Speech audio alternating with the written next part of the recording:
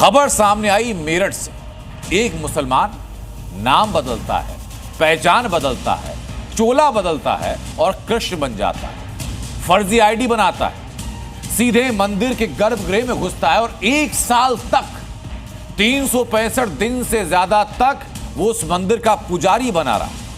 वो लगातार 1 साल तक पूजा पाठ करता रहा, हनुमान चालीसा पढ़ता था, लोगों का भविष्य बताता था, हिंदू आस्था को ठगता था। लेकिन अब जाकर के जब लोगों को शक हुआ तो चेहरे से नकाब उतारा, वो पकड़ा गया। लेकिन पकड़ने के साथ सवाल ये कि कासिम नाम का ये शख्स जो कि खुद को कृष्ण बताता था, अगर पकड़ा ना जाता तो अगला कदम क्या होता। ये फिल्मी सीन याद है ना आपको? कैसे एक मुसलमान हिंदू संत बनकर अदालत में गवाही देने पहुंचा। मोहम्मद कासिम मतलब वो तो पूरा विश्राम करने जा रहे थे, आराम करने जा रहे थे। और ऐसा ही मामला यूपी के मेरठ से सामने आया। नाम मोहम्मद कासिम, जिसने नाम बदला, धर्म छुपाया और सीधा मंदिर के अंदर घुस गया। भगवा चोला पहना, कृष्ण बन गया और 1 साल तक हिंदुओं को मंत्र सुनाकर गुमराह करता रहा। लेकिन अब जब चेहरे से नकाब गिरा तो पूरा यूपी चौंक गया है। ये भगवा कपड़े पहने कोई सन्यासी नहीं बल्कि मौलाना का बेटा है। नाम मोहम्मद कासिम, 1 साल से मेरठ के शिव मंदिर में था, पुजारी बनकर रहा, नाम और धर्म छिपाकर। मोहम्मद कासिम कृष्ण नाम बोलकर मंदिरों में रहा, सेवा के नाम पर मंदिर में रहना शुरू किया, अपनी फर्जी आईडी बनवाई, मंदिर में पूजा पाठ करने लगा और सनातन मंत्रों का मंत्रोच्चार करता था, लोगों का भविष्य तक बताता था। सवाल ये कि एक मौलाना जो बिहार में रहता है, उसका बेटा मोहम्मद कासिम पुजारी क्यों बना? ऐसा क्या हुआ जो मोहम्मद कासिम को भगवा चोला पहनना पड़ा? पहले गोलमोल जवाब सुनिए, उसके बाद बताते हैं इसका एक और कारनामा। मोहम्मद कासिम बस अपना धार्मिक पसंद नहीं आया, इसलिए धार्मिक अपना लिया। नहीं, बाबा से गुरु बोलिए, विज्ञा वगैरह दीक्षा लिए, और उसके बाद अपना निकल गए। ऐसे पैदल ही आया था, बस घूमते फिरते ऐसे ही। कासिम ने पूरी प्लानिंग के साथ फर्जी आईडी बनाई, नाम रखा कृष्ण, बना भक्तों का मार्गदर्शक। लेकिन जैसे ही शक हुआ तो लोगों ने पहचान का सबूत मांगा, फर्जीवाड़े की परतें खोली, आधार कार्ड सामने आया और सबकी आंखें खुली की खुली रह गई। थाना दौराला में कल शिकायत प्राप्त हुई, जहां पर कि गांव के ग्रामीणों ने आकर बताया कि उनके गांव के मंदिर में एक युवक जो काफी समय से अपना नाम कृष्ण कुमार बता रहा था, उसका असली नाम उन्हें कासिम पता चला। इस पर पुलिस ने जांच की, बताए गए आरोप सही पाए गए। ये युवक सीतामढ़ी बिहार का रहने वाला था और अपना नाम बदलकर मंदिर में सेवा करने के लिए रहने लगा और वहां पर जो चढ़ावा आता था उसमें चोरी वगैरह की इसने। पुलिस ने अभियुक्त को गिरफ्तार किया है और उससे जो फर्जी आईडी है वो भी बरामद हुई है। कासिम की इस मजहबी साजिश के खिलाफ हिंदू संगठनों का गुस्सा फूट पड़ा। जिस मंदिर में मौलाना का बेटा शिवलिंग के सामने बैठा रहा, उस मंदिर को गंगा जल से शुद्ध किया गया। हिंदू संगठनों ने 2 टूक कहा कि यह सीधा सनातनी आस्था पर हमला है, जिसे बर्दाश्त नहीं किया जाएगा। जानकारी इनकी होती कहाँ है, ये बताइए। ये पहचान जब छुपाएंगे कहाँ तक? ये तो हिंदू समाज सक्रिय हो गया, इतना ज्यादा सक्रिय जो है शासन प्रशासन को होना चाहिए। यदि वो कांवड़ में कोई बड़ी घटना कर देता, सड़क पे मंदिर है, कांवड़ ये रुके हैं यहाँ पे, किसी कांवड़ या कोई मर जाता, किसी को मार देता खाने में या पानी में, किसी में जहर देके, कौन जिम्मेदार होता उस चीज? यहाँ पे जब कमेटी के लोगों ने देखा कि ये तोड़ रहा था, तभी उसे पता चला, उस पर शक हुआ, तभी पुलिस को इन्फॉर्म करा। पुलिस को इन्फॉर्म करके उसे बुलवाया गया और तभी पुलिस ने उसका चेक मतलब कहा कि तू कौन है। आधार कार्ड मांगते तो वो वापिस चला जाता था। गायत्री मंत्र पढ़ लेता था, हनुमान चालीसा भी पढ़ लेता था। उन्हें सब प्लानिंग थी उसकी पहले से ही, ये पूरी प्लानिंग के तहत उसने किया सब कुछ। मेरठ में भगवा पहनकर विश्वासघात किया गया। कासिम ने मंदिर को मजहबी प्रयोगशाला बनाया। अब सवाल ये कि कासिम क्या सिर्फ पुजारी बना रहना चाहता था या इसकी आड़ में किसी मिशन पर काम कर रहा था? मेरठ से ब्रजेश तिवारी के साथ ब्यूरो रिपोर्ट, जी मीडिया। तो मेरठ के मंदिर में मुस्लिम पुजारी की पूरी कहानी क्या है बताने जा रहा हूं मैं। ये पिछले 1 साल से कासिम मंदिर में कृष्ण बनकर पुजारी बनकर रह रहा था। और कासिम का बैकग्राउंड क्या बताता हूं आपको। कासिम के पिता एक मौलवी हैं, मौलवी का बेटा है और रहने वाला है बिहार के सीतामढ़ी जिले का। लेकिन सीतामढ़ी जिले के मौलवी का बेटा कासिम मेरठ में शिव मंदिर में आकर के पुजारी बना। मेरठ में उसने पिछले 1 साल से पूजा पाठ करनी शुरू कर दी, हिंदू मंत्रों को कंठस्थ किया, हिंदू मंत्रों को बोल करके लोगों को बरगलाने की कोशिश की, उनको अपनी पहचान छुपाने की कोशिश की उनके सामने। कासिम के पास से कई धार्मिक ग्रंथों की प्रतिलिपि भी बरामद। अब लोगों को जब कासिम के ऊपर शक हुआ तो उसकी तहकीकात की गई तो सारे डॉक्यूमेंट सामने आए, पहचान सामने आई कि कृष्ण ही कासिम है, जो कि नाम बदलकर, चोला बदलकर, पहचान बदलकर मंदिर में था। उस पर अब मेरठ में जबरदस्त आक्रोश है। मेरठ में मंदिर के पुजारी का नाम कासिम निकला। ये मंदिर कांवड़ रूट पर बना हुआ है। उसी मंदिर के ठीक बाहर मैं मौजूद हूँ। बाहर इस तस्वीर को देखिए, शिव मंदिर लिखा है, लेकिन सचिन जी शुद्धिकरण किया जा रहा है। इतने लंबे समय से वो रह रहा था, किसी को जानकारी नहीं हो पाई। जानकारी इनकी होती कहाँ है ये बताइए। ये पहचान जब छुपाएंगे कहाँ तक, ये तो हिंदू समाज सक्रिय हो गया। इतना ज़्यादा सक्रिय जो है शासन प्रशासन को होना चाहिए। यदि वो कांवड़ में कोई बड़ी घटना कर देता, सड़क पे मंदिर है, कांवड़िए रुके हैं यहाँ पे, किसी कांवड़िया कोई मर जाता, किसी को मार देता खाने में या पानी में, किसी में जहर देके, कौन जिम्मेदार होता उस चीज़ में। ये दान पात्र का गल्ला है, उसने यहाँ से ये तोड़ रखा है। इसको तोड़, अच्छा यहाँ तोड़ा गया इसको। ये दान पात्र है, मंदिर के ठीक बाहर लगा। तो यहाँ पे जब कमेटी के लोगों ने देखा कि ये तोड़ रहा था, तभी उसे पता चला, उस पर शक हुआ, तभी पुलिस को इन्फॉर्म करा। पुलिस को इन्फॉर्म करके उसे बुलवाया गया। उस पर तो शक, जब आधार कार्ड उसे 2 बार मांगा, दोनों बार वो भाग गया, तो जब उस पर शक हुआ, आधार कार्ड क्यों नहीं दिखाता ये आदमी। अनजाने लोग भी मिलने आते थे। हाँ, अनजाने भी कुछ संदिग्ध आए थे, पता नहीं। अनजाने लोग मिलने आते थे। अनजाने लोग नहीं, संदिग्ध जांच होनी चाहिए। इसको भेजा गया, कोई बड़ी योजना थी जो कांवड़ में विफल हो गई। शुद्धिकरण के बाद अब आगे की जो प्रथा है, प्रक्रिया है, उसको भी अपनाया जाएगा। लेकिन इस बीच सबसे बड़ी चूक, सबसे बड़ी लापरवाही और उसका खामियाजा यहाँ के लोगों ने भुगता। कैमरा पर्सन गौरव के साथ विजेश तिवारी, जी मीडिया, मेरठ। उत्तर प्रदेश में इस्लामिक साजिश की जड़ें एक एक करके लगातार ध्वस्त हो रही। धर्मांतरण का जो जहर छांगुर उर्फ जलालुद्दीन ने बोया, अब साम्राज्य तो खत्म हो चुका है। ये भी साफ संदेश कि रहमान हो या छांगुर हो, सबसे बड़ा निशाना इनकी थी हिंदू लड़कियां।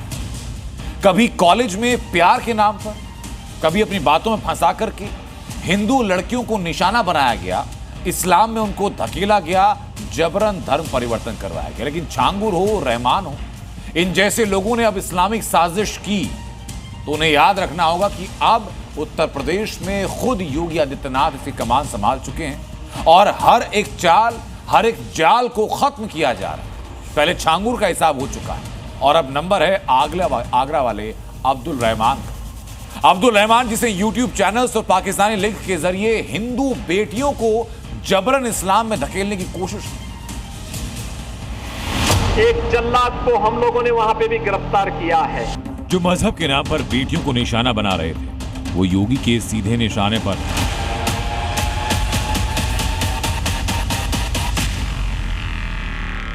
छांगुर से रहमान तक अब एक एक धर्मांतरण सरगना का हिसाब हो रहा है।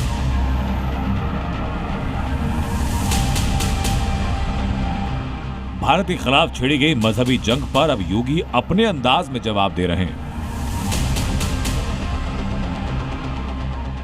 जलालुद्दीन और छांगुर, ये नाम इतिहास बन चुका है। इस्लामिक कन्वर्जन माफिया का वो चेहरा जो नेपाल बॉर्डर से लेकर यूपी के गांवों तक बेटियों को निशाना बना रहा था।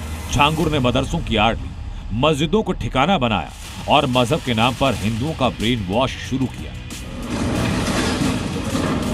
लेकिन जैसे ही योगी सरकार ने धर्मांतरण की इस महामारी के खिलाफ जंग छेड़ी, छांगुर का हर किला ढह गया। बलरामपुर में उसके नेटवर्क को ध्वस्त किया गया, साम्राज्य भी बुलडोजर से समतल कर दिया गया। और अब योगी आदित्यनाथ ने एक बार फिर साफ किया कि धर्मांतरण की साजिश रचने वाले अब सीधा जेल में होंगे। यूपी सीएमओ ने एक स्टेटमेंट जारी किया जिसमें साफ साफ कहा गया कि धर्मांतरण के वैश्विक नेटवर्क के खिलाफ निर्णायक लड़ाई शुरू हो चुकी है। यूपी धर्मांतरण की साजिश के खिलाफ लड़ाई का नेतृत्व कर रहा है और यह सब हो रहा है योगी आदित्यनाथ के ऑर्डर पर। बलरामपुर में धर्मांतरण की फैक्ट्री चला रहे इस्लामिक गिरोह को एक एक करके बेनकाब किया गया, लेकिन कहानी यहीं खत्म नहीं हुई। अब नंबर आया आगरा के अब्दुल रहमान का, जो पूरे भारत में मजहबी जहर घोलने की साजिश कर रहा था। बलरामपुर से लेकर आगरा और शहर शहर में धर्मांतरण की साजिशें ढूंढ ढूंढ कर खत्म की जा रही हैं। सीएम योगी आदित्यनाथ की टीम ने बताया कि अब तक यहां क्या क्या एक्शन हो चुके हैं। सीएमओ ने लिखा कि बलरामपुर में छांगुर गिरोह का भांडाफोड़ हुआ। आगरा मामले में 10 आरोपी गिरफ्तार हुए, जिनका नेटवर्क 6 राज्यों में फैला है। छांगुर गिरोह के सदस्य जेल में हैं। संपत्तियों पर बुलडोजर एक्शन कर दिया गया। अब आपको योगी आदित्यनाथ का कुछ दिन पुराना बयान एक बार फिर सुनाते हैं, जिसमें उन्होंने देश विरोधी साजिशों को कुचलने का वायदा किया था। कैसे वहां हिंदू बहन बेटियों के इज्जत के साथ खिलवाड़ करता था, पैसे में सौदेबाजी करता था, लेकिन अब ऐसे तत्वों के साथ सख्ती की जा रही है। हम समाज को भी टूटने नहीं देंगे, राष्ट्र विरोधी और समाज विरोधी तत्वों को भी चकनाचूर करके रहेंगे। छांगुर का नेटवर्क खत्म हुआ, रहमान पर शिकंजा कसा, लेकिन ये सिर्फ शुरुआत है। Uttar Pradesh police, UP STF और योगी आदित्यनाथ की नजर हर जिले, हर गली, हर कॉलोनी, हर मोहल्ले, हर गांव में जहां भी देश के विरोध में साजिश होगी, वहीं पर काउंटर स्ट्राइक होगी। ब्यूरो रिपोर्ट, जी मीडिया। आपको याद होगा वो खबर दिखाई थी कि एक मकसद था भारत को इस्लामिक देश बनाना, भारत के अंदर इस्लाम का निजाम, शरिया कानून लागू करना। इसी मकसद को पूरा करने के लिए कन्वर्जन गैंग मुसलमानों को बहुसंख्यक बनाने के लिए लोगों को कन्वर्ट कर रहा था। जो लोग गिरफ्तार किए गए उनमें से कुछ आतंकी जाकिर नाइक के फैन। इनका हिसाब उत्तर प्रदेश में कैसे किया जा रहा है, ये रिपोर्ट आपको देखनी चाहिए। अब्दुल कन्वर्जन का सरगना, निकला जाकिर का चेला। फोन में कुरान, कन्वर्जन वाला काम, चाहिए इस्लाम का निजाम। आगरा धर्मांतरण मामले में जैसे जैसे जांच आगे बढ़ रही है, साजिशों के तार सुलझते जा रहे हैं। धर्मांतरण मामले में गिरफ्तार किए गए रहमान कुरैशी को लेकर हैरान करने वाले खुलासे हुए हैं। रहमान कुरैशी धर्मांतरण का सरगना अब्दुल रहमान का करीबी बताया जा रहा है। रहमान कुरैशी द सुन्ना नाम से यूट्यूब चैनल चलाता था, जिस पर कन्वर्ट होकर मुस्लिम बने लोगों के वीडियो डाले जाते थे। जांच एजेंसियों ने मुख्य आरोपी अब्दुल रहमान और पैसों का हिसाब देखने और गिरोह के दूसरे सदस्यों को बांटने वाली आयशा और रहमान कुरैशी को आमने सामने बैठाकर पूछताछ की, जिसमें रहमान कुरैशी ने बताया कि वो 12वीं पास है, लेकिन 12 कंप्यूटर की भाषाएं जानता है। यूट्यूब चैनल से रहमान को 1 लाख रुपए प्रति महीने की कमाई होती है। रहमान ने कबूला है कि उसको विदेशों से भी फंडिंग मिलती है। अब पुलिस रहमान के डिजिटल लॉकर तक पहुंचने की कोशिश कर रही है। रहमान कुरैशी आतंकी जाकिर नाइक का बड़ा फैन है। उसका वीडियो शेयर करता है, सुनता है और जाकिर से दीन मजहब की बातें सीखता था। जाकिर नाइक भी गैर मुसलमानों को सही रास्ते पर लाना चाहता था और जो ना माने उसके लिए कत्ल का ऐलान करता था। रहमान यूट्यूब के जरिए सोशल मीडिया पर कन्वर्जन का खेल कर रहा था, तो उसका सरगना अब्दुल का कन्वर्जन कारोबार 7 राज्यों में फैल चुका था।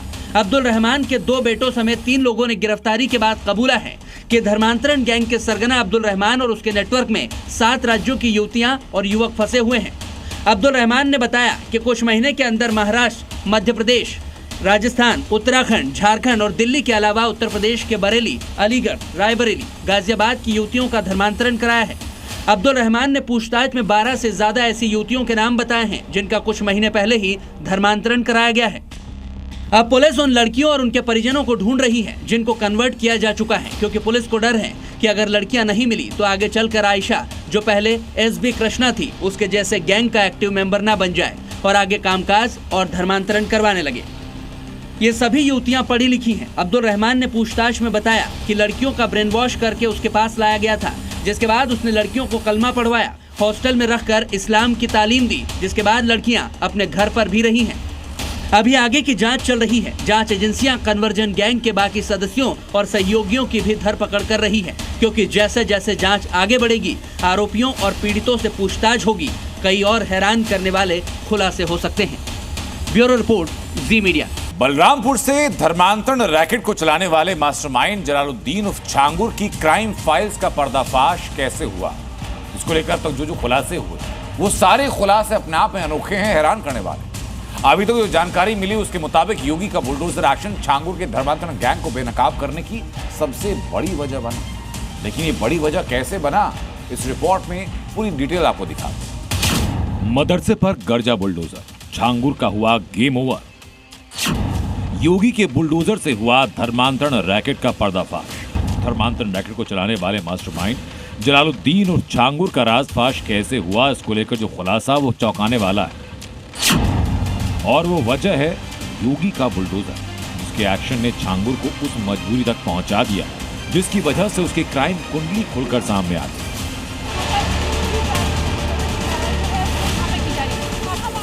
पहलगाम अटैक के बाद आतंकियों के नेपाल के रास्ते दाखिल होने की आशंका की वजह से यूपी में नेपाल से सटे सभी इलाकों में मौजूद अवैध मदरसों पर बुलडोजर एक्शन, वहां होने वाली अवैध गतिविधियों पर लगाम लगी। इस बुलडोजर एक्शन ने छांगुर गैंग की कमर भी तोड़ी और नाराज छांगुर और उसके गैंग के गुर्गों को अपना ठिकाना मजबूरी में बदलना पड़ा। जानकारी के मुताबिक नेपाल सीमा से सटे इलाके में मौजूद कई मदरसों में छांगुर अपने गैंग के गुर्गों को छिपा कर रखता था।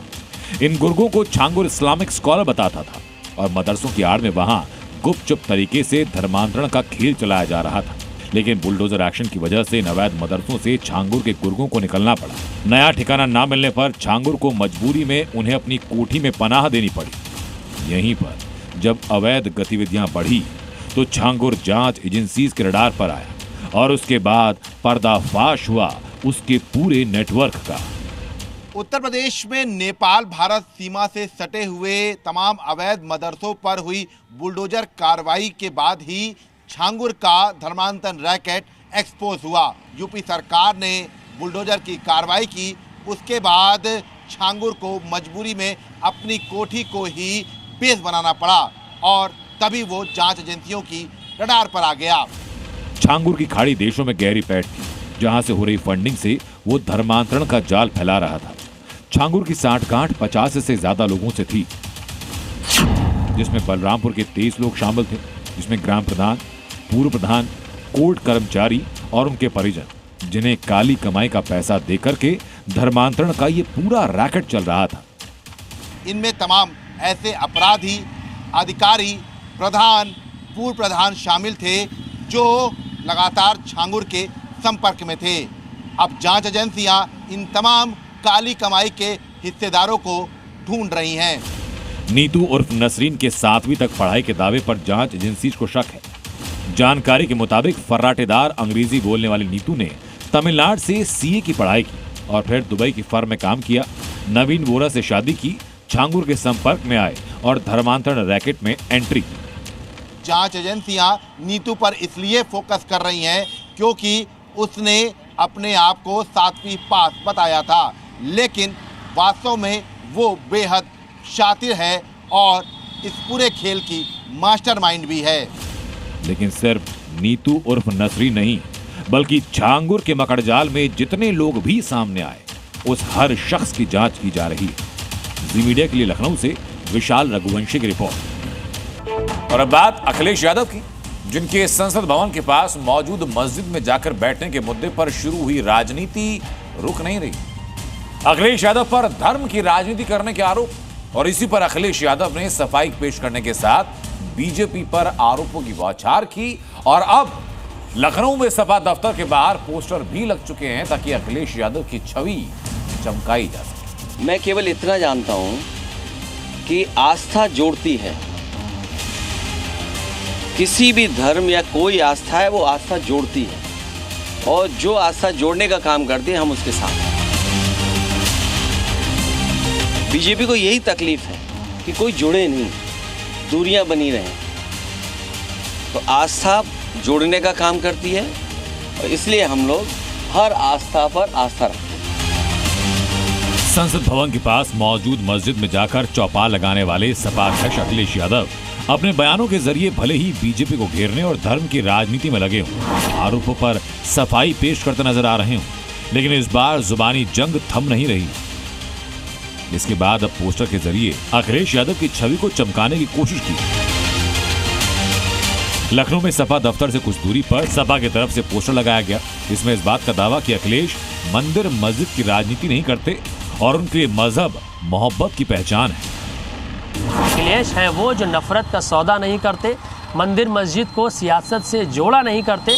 तुम्हारे लिए इबादत भी सियासी मैदान है, हमारे लिए मजहब मोहब्बत की पहचान है। तो ये जो पोस्टर है वो यहाँ पर लगाया गया है कि जो भारतीय जनता पार्टी के लोग जो इस बात का विरोध कर रहे हैं, माफ़ी मांगने की बात कह रहे हैं कि डिम्पल यादव, अखिलेश यादव को माफ़ी मांगनी चाहिए कि वो पार्लियामेंट मस्जिद क्यों गए, जिसके बाद से लगातार जो राजनीति है वो गरमाई हुई है।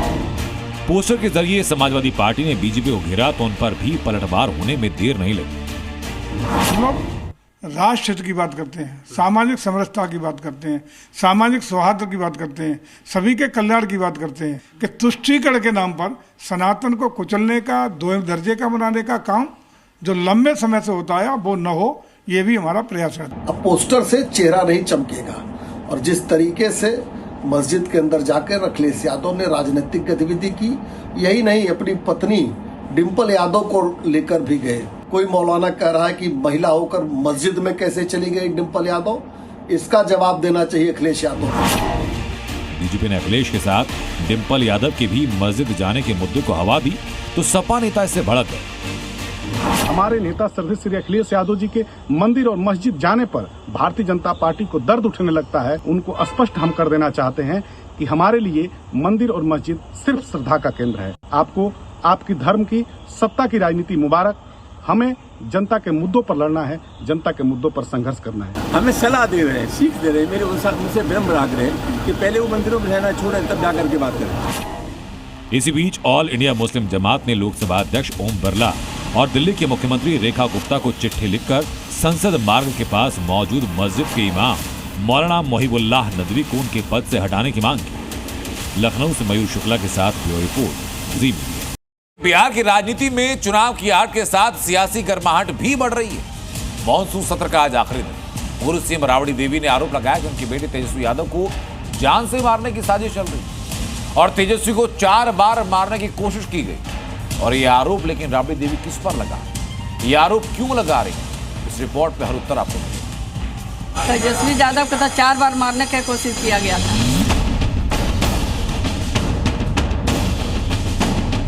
किसने की तेजस्वी को 4 बार मारने की कोशिश? तेजस्वी यादव को कौन मारना चाहता है?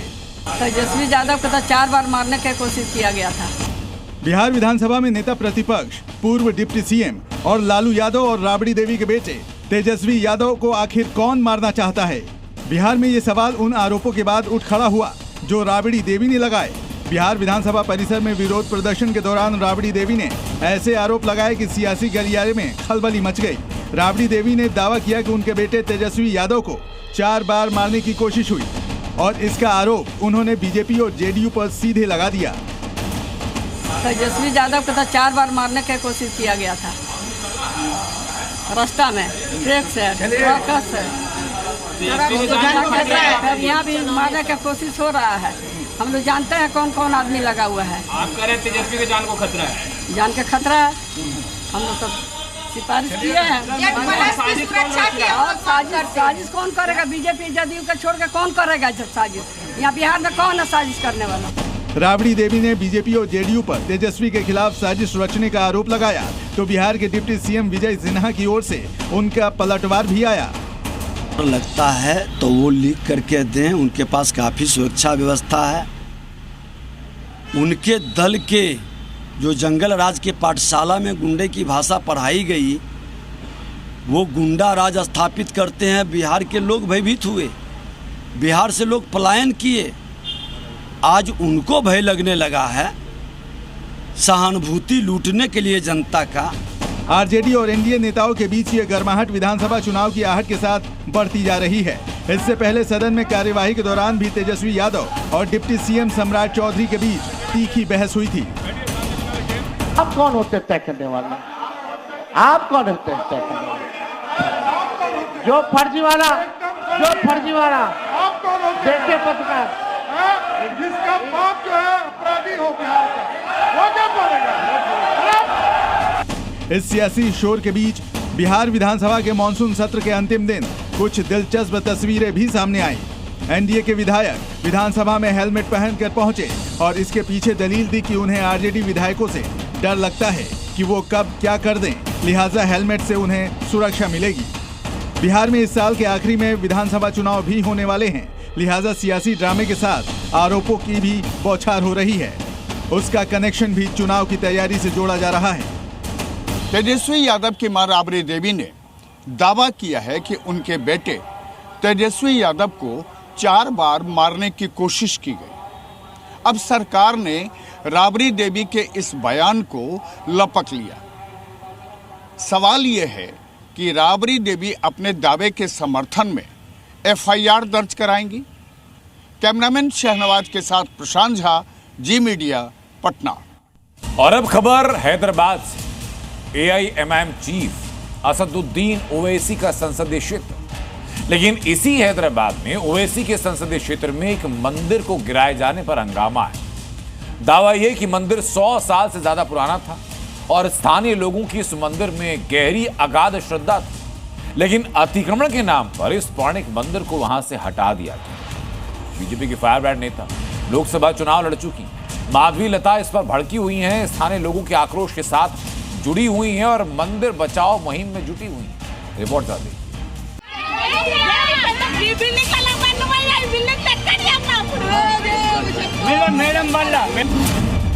ओवैसी का शहर, मंदिर पर गदर, मंदिर की लड़ाई रक्तपात पर आई।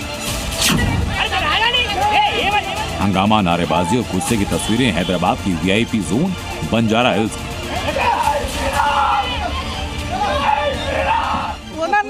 हमारा सुसरे कर रहे हो पूरा।